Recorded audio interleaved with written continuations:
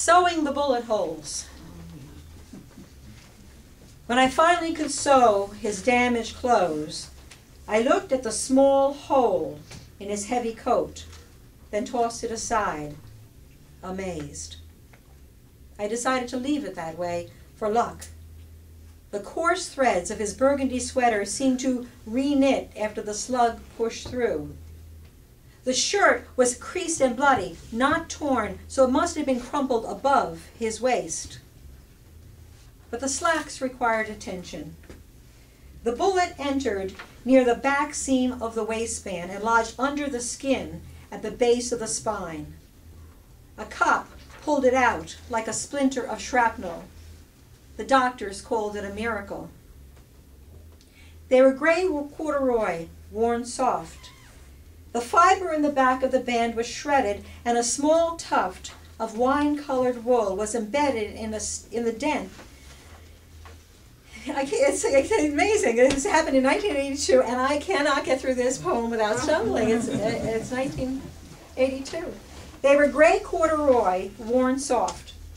The fiber in the back of the band was shredded, and a small tuft of wine-colored wool was embedded in a dent in the stiff white buckram.